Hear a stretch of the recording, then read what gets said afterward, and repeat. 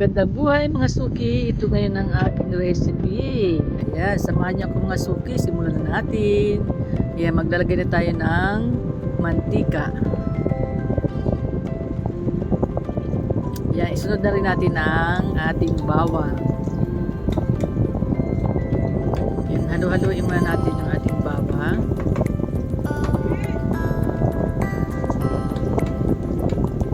Ayan, isusunod na natin ang sibuyas.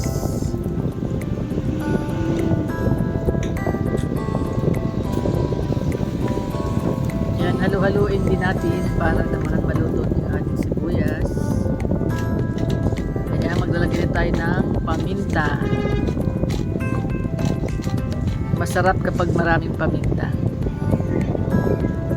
Ayan, halu-haluin naman natin mga suki.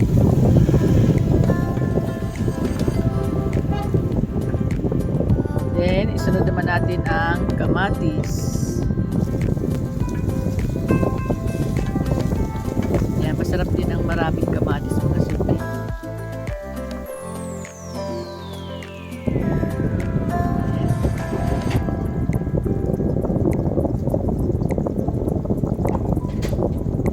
Yan, maglalagay tayo ng tomato paste.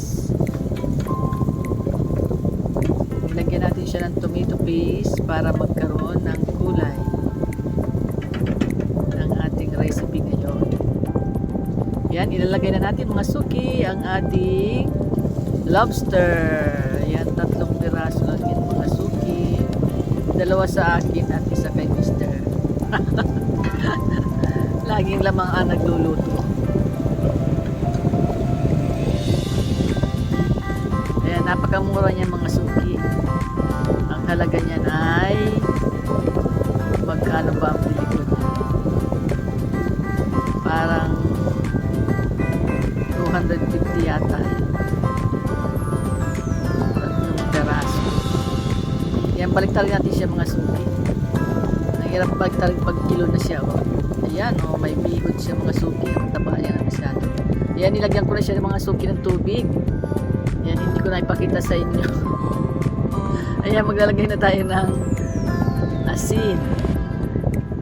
Tinimpla na natin siya. Ayan, takpan muna natin siya mga suki. Hintayin natin siyang kumulo. Ayan, kumukulo na. Ayan, lulutuin natin siya masyado kaya dinamihan ko siya ng sabaw. Ayan, ilagay na natin ang repolyo. Ang paborito ni Mr. Ang lobster na may sabaw na may repolyo. Kung ako lang ang masusunod mga suki, gusto ko ang luto niya na sweet chili. Lagi may chili. Ayan, takpan muna natin siya mga suki. Ayan, tingnan ulit natin.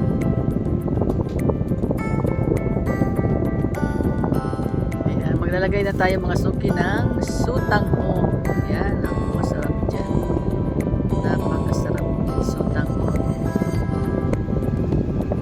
Sutanghong, yung medyo may sabaw-sabaw siya. Sarap. Yan ang paborito ni Mr. na luto.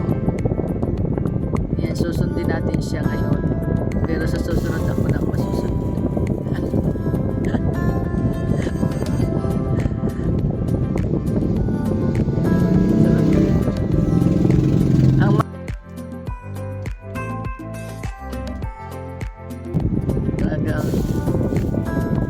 Bawal sa high blood,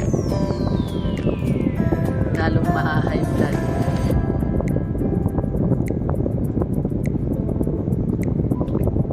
Yan, tumalbo na yung ating gulay, punong-puno na yung isang kasirola natin. Yan, oh, sarap po. Malapit na siya maluto mga suki. Gusto ni Mr. yung medyo may sabaw-sabaw siya para nakakahigo. Ako naman ayaw ko ng ano, kunti lang ako maglalagay ng sabaw. Ayan mga suki, oh, ayan, sarap.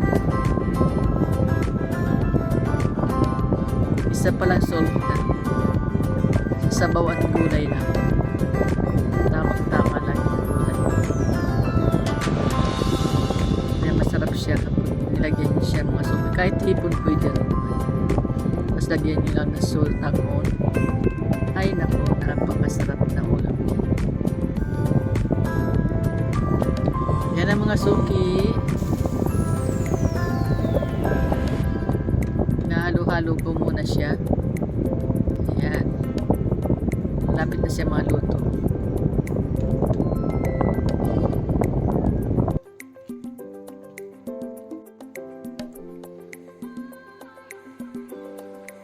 Medyo half-cook yung respolyo.